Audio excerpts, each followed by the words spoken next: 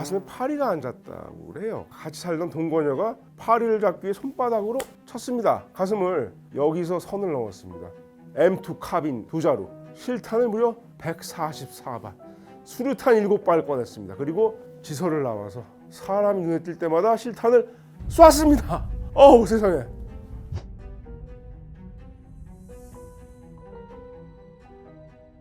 여러분 안녕하세요. 유석재 조선일보 역사문화 전문기자입니다. 1980년대 초에 하룻밤 사이에 한 60명 정도의 사람들이 한꺼번에 목숨을 잃는 참혹한 사건이 일어났습니다. 우리나라에서요. 이건 천재지변이 아니라 총격 때문에 다 목숨을 잃었던 겁니다. 한때 가장 짧은 시간에 가장 많은 살인을 저지른 것으로 기네스북에 올랐던 바로 그 사건입니다. 잘 모르는 분들이 많죠. 왜냐하면 사람들이 기억하고 싶지 않은 거예요. 그리고 정권도 사람들이 그 일을 기억하지 원하지 않는 겁니다. 빠르게 잊혔습니다. 이춘재나 유영철보다도 결코 덜 잔혹하지 않았던 그 괴물이 왜 나타났던 것이며 우리 사회가 그에 대해서 숙고할 시간이 있었는지 아주 의문입니다. 이 음반 표지를 한번 보시죠. 희한해요. 북한 포스터풍 그림인데 가운데 남자는 총을 든 채 웃고 있어요. 뒤로 보면은 그가 쏴 죽인 듯한 사람들의 시신과 폐허가 보입니다. 그 앨범 표지 아래쪽에는 아무렇게나 쓴 듯한 한글 문장 위로 굵고 붉은 글씨가 쓰여 있습니다. 알파벳으로 범곤. 1984년에 미국 콜로라도에서 결정돼서 음반 3장을 냈다는 4인조 하드코어 펑크 밴드는 밴드 이름을 한 해 전에 전 세계를 떠들썩하게 했던 대량 학살 사건의 가해자의 이름을 따서 지었습니다. 이 범은 영어로 범은 비속어이기도 합니다. 이 당초에 이거 남북한은 구별하지도 못했던 것 같은 이 철없는 밴드, 참으로 정신 나간 이름을 짓게 했던 살인마의 이름은 범곤, 한국의 경찰관 우범곤이었습니다. 당시 이제 미국에 살고 있던 친척이 창피해서 얼굴 들고 다닐 수가 없어요. 뉴스에서 해외 토픽성으로 흘러나오고 있던 그 대학살의 이야기 때문이었습니다. 어떤 라디오에서 진행자들이 아시아의 어떤 나라에선 파리 한 마리 때문에 사람들이 50명이 넘게 죽었다죠. 하하하 이렇게 웃었다는 거예요. 사람이 죽은 일을 웃음 소재로 삼는 일은 동서고금을 막론하고 미처 사람이 되지 못한 자들의 행위인 듯합니다. 1982년 4월 26일 대한민국 경상남도 의령군 국류면 의령경찰서 국류지서에 근무하던 순경 우범곤, 야간 근무일이었기 때문에 집에 들어와서 점심을 먹고 낮잠을 잤습니다. 가슴에 파리가 앉았다고 그래요. 그래서 같이 살던 동거녀가 파리를 잡기 위해 손바닥으로 쳤습니다. 가슴을. 잠에서 깨어난 우범곤은 뭐 하는 거야? 하면서 화를 냈고 이게 말다툼으로 이어졌습니다. 집을 나갔다가 저녁 7시 반쯤 만취한 상태로 돌아와서 코피가 날 정도로 동거녀를 폭행했다고 해요. 동거녀 친척 언니가 같은 집에 살고 있었는데 말리니까 뺨을 때렸다고 그래요. 80년대라 그래도 이런 사람은 없었습니다. 진짜 막 나간 사람이었죠. 다시 집을 나갔어요. 이때만 해도 이게 엄청난 일에 서막이 될 줄은 아무도 몰랐습니다. 일단 지서로 갔어요. 우범곤은 이 방위병들과 함께 소주를 퍼마셨어요. 분을 달랬다고 합니다. 동거녀 남동생이 와서 당신 경찰이면 다야? 하고 항의했습니다. 여기서 선을 넘었습니다. 카빈 총을 장전하고 방위병을 내쫓은 다음에 예비군 무기고에 보관되어 있던 M2 카빈 두 자루, 실탄을 무려 144발, 수류탄 7발 꺼냈습니다. 그리고 지서를 나와서 사람이 눈에 띌 때마다 실탄을 쐈습니다. 어우 세상에. 밤 9시 40분에 지서 인근에서 예비군 훈련을 받으러 고향에 온 26세 남성을 총으로 쏴서 살해했어요. 그날 토곡리 재래시장으로 가서 장을 보러 온 주민 3명을 또 총으로 쏴서 살해했습니다. 만취해서 정신줄을 놓아서 무차별 살육을 한 걸로 보기에는 그 다음 행보가 나름대로 치밀했습니다. 마을의 통신을 차단하려 했던 거예요. 더 큰 규모의 살인을 저지르기 위해서. 당시에는 휴대전화 없었죠. DDD, 장거리 지청전화 없었습니다. 마을 우체국이 전화 업무를 겸해서 거기 있는 교환원이 있었는데 송신자와 수신자를 자석식으로 연결하는 일을 맡고 있었습니다. 밤 9시 45분에 우범곤은 국류 우체국으로 들어가서 여성 교환원 2명과 숙직 집배원 1명을 또 총으로 쐈어요.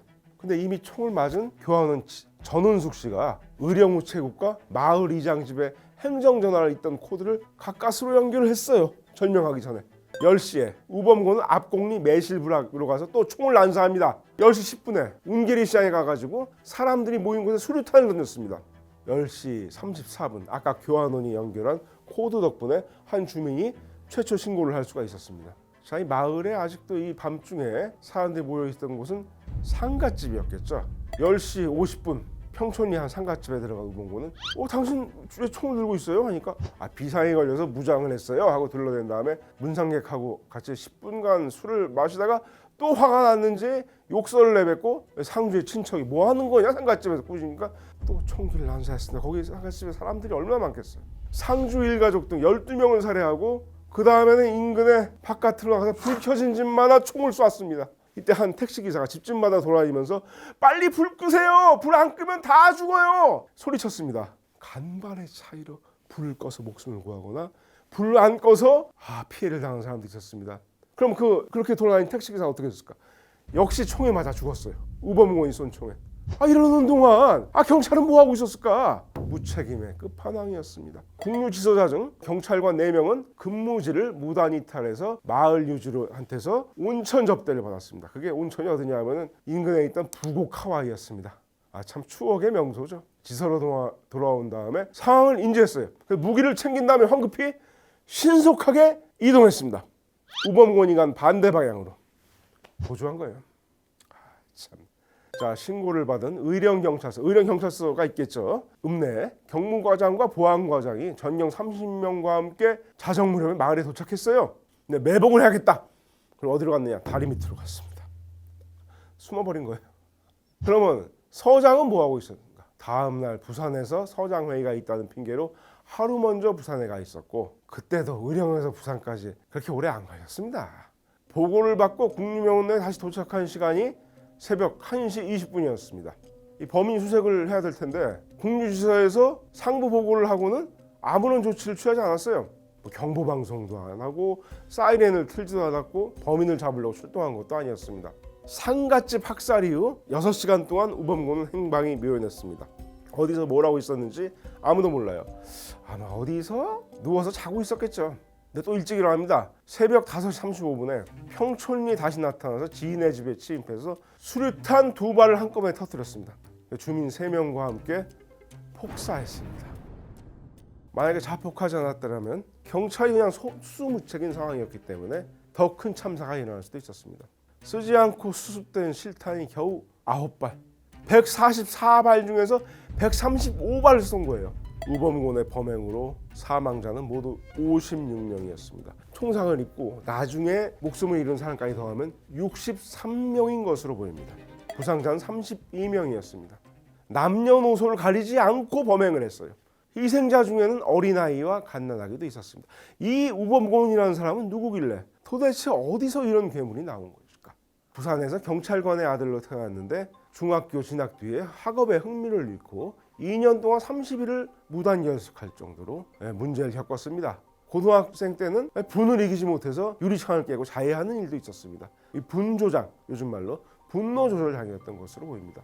이 부친이 병사하면서 성격이 비뚤어졌다고 합니다. 그런데 남다른 특기가 있었습니다. 특기가 뭐냐? 사격이었습니다. 앞불싸 해병대로 복무하다가 특등 사수에 뽑혔고 전역 뒤에도 사냥이 취미였다고 합니다. 달리는 노루의 귀도 쏴맞힐 수 있다는 소문이 돌았다고 해요. 그러니까 의령 경찰들이 추적하는데 주저했던 이유가 있는 겁니다. 사격을 잘했기 때문에 잘못하면 내가 맞는다. 절대로 변명거리가 될 수 없죠. 여기에 태권도 3단 또는 유도나 합기도를 3단을 했다고 하는데 무슨 실력이 있었어요. 또 탄탄한 체구였습니다. 경찰관이 돼가지고 서울시 101 경비단에 선발됐는데 101 경비단이 뭐냐 여러분? 청와대를 경비하는 부대입니다. 신참 경찰관이 노른자위 부대에 배치받은 것인데 돌연 의령 경찰서로 시골로 재배치됐어요. 왜? 술버릇 때문에. 성격이 거칠고 술만 마시면 문제 일으켜서 별명이 미친 호랑이였다는 거예요. 의령서에서도 국유지서로 전출이 됐어요. 완벽한 시골 지서에 갔는데 별일이야 있겠어. 그런 생각할 수도 있었을 것 같아요. 근데 그러면 안 되는 거였습니다. 부적격자는 시골에서는 근무해도 되는 건가요? 시골 사람들 피해 입어도 돼요? 사건이 일어난 다음에 언론은 경찰의 허술한 인사행정이 참극을 빚었다고 질타했습니다. 여기서 이해가 가지 않는 게 있습니다. 주사가 심한 사람은요, 여러분 위험합니다. 당연히 위험한 것은 맞습니다. 그런데 주사가 심하다고 해서 하룻밤에 60명을 살해하는 대량 살인 사건을 저지른 사람이 몇 명이나 될까요? 완전히 다른 얘기입니다. 불우한 가정환경, 학업에 등을 돌린 성장환경, 안전장치가 풀리고 도덕성이 해제된다면 순식간에 범죄로 연결될 수 있는 특기를 지녔다는 것, 이 모두가 이 괴물을 설명하는 데는 부족합니다. 왜 그렇게 분노했던 걸까요?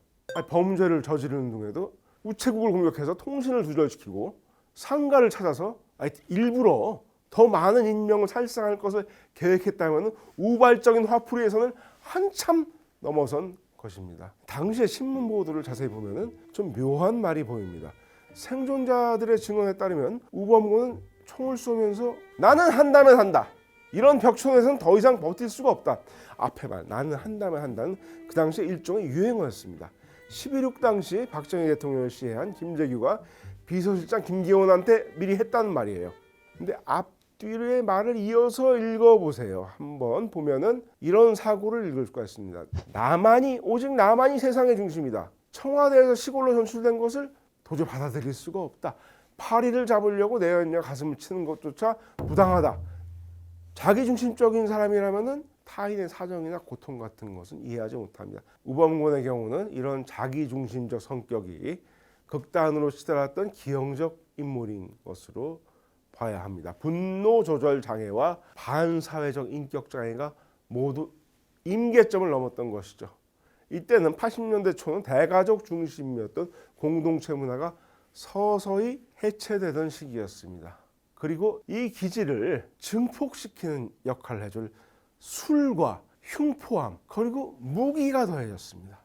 이것이 너그럽던 공동체 문화와 결합해서 비극적인 사건으로 이어졌습니다. 뭐냐 하면은 주폭을 비교적 너그럽게 받아들여주고 술 마셔서 그럴 수도 있지. 그래서 위험 관리에 대단히 서툴렀을 뿐 아니라 별 이유 없이 총을 난사할 수 있다는 가능성을 전혀 인지하지 못했던 1980년대 한국의 문화가 비극적인 괴물을 낳았던 것입니다. 90년대에도 마찬가지인데 대구에서 개구리 소년 실종 사건이 발생했을 때만 사람들은 이유 없이 사람을 죽이는 사이코패스라는 존재를 상상조차 하지 못했습니다. 그래서 도대체 왜 그런 일이 일어났을까에 천착했던 면이 있었습니다. 그러니까 우범군 사건은 이런 순진한 면이 있었던 한국 사회를 후려친 개인의 극단적 돌출이었다고 할 수 있습니다. 여기에 참사를 막을 시스템이 없었던 인재였습니다. 공직사회의 나태와 안일이 사태를 더 키웠다. 그렇다고 해서 이것을 오공 정권이 사실상 국민을 위해 총을 쏜 것이라고 하면 좀 너무 나갔습니다. 핀트가 어긋난 거죠. 이 정부의 언론 통제로 인해서 보도가 되지 않았다는 얘기가 일각에서 나왔는데 당시 찾아보면요. 모든 언론이 이 사건을 대서특필했습니다. 어떻게 안 쓸 수가 없죠. 그런데 정부의 후속 조치가 신속했습니다. 의령서장, 국무지서장 파면 및 구속 기소됐어요. 관계자 여러 명은 직위 해제됐습니다. 내무장관 서정화 사임했습니다. 그 후임이 체육부 장관이던 노태우였습니다. 대통령 전두환이 헬기를 타고 의령을 찾았습니다. 주민들을 위로했습니다. 장례비와 조의금 명목을 포함해서 사망자 1인당 최고 3천여만 원에 달하는 보상금이 지급이 됐습니다. 당시 3천만 원이면 엄청난 돈이죠. 이 전두환 대통령 개인이 내놓은 성금만 2억 3,900만 원. 유족을 위한 대학 등록금과 의료비 지원 방안이 마련됐고 유족은 예비군 훈련도 연기할 수 있었어요. 국유마을 장기 개발 계획도 마련됐고 국도, 지방도 포장, 교량 설치, 주택 개량, 저수지와 보설치 이런 생활 개선이 이루어졌습니다. 이 지역뿐만이 아니라 경찰 공무원 임용에는 인성검사, 적성검사 실시하도록 규정이 바뀌었습니다. 여기서 도둑이 제발 저린다로 평가하는 사람이 있어요. 정통성이 없는 체육관 선출 정권이기에 민심의 이반을 우려해 이례적으로 빠른 조치를 취했다는 겁니다. 그런데 이렇게 빠른 조치를 안 취했으면 또 그것대로 욕먹었을 거예요. 공정권은. 그런데 빠른 수습에는 당연히 이 사건이 빨리 잊혀지길 바라는 의도도 있었습니다. 왜 이런 괴물이 출현했고 왜 대처가 이루어지지 않았냐? 제대로 분석한 백서는 나오지 않았습니다. 그리고 이후 우범군의 뒤를 잇는 괴물들이 차례로 세상에 등장했습니다. 이춘재, 개구리 소년 살해범, 정두영, 유영철, 정남규, 강호순. 강호순이 체포된 게 2009년인데 이 2010년 이후에 좀처럼 연쇄살인범이 나오지 않는 것은 과학수사의 발달과 CCTV의 보급으로 연쇄가 거의 불가능해졌기 때문으로 봐야 합니다. 한 번 저지르면 잡힌 것이죠. 2024년 4월에 42년 만에 처음으로 의령군 주최로 4.16 위령제가 열렸고 추모공원이 완공됐습니다. 세월은 또 그렇게 흘렀습니다.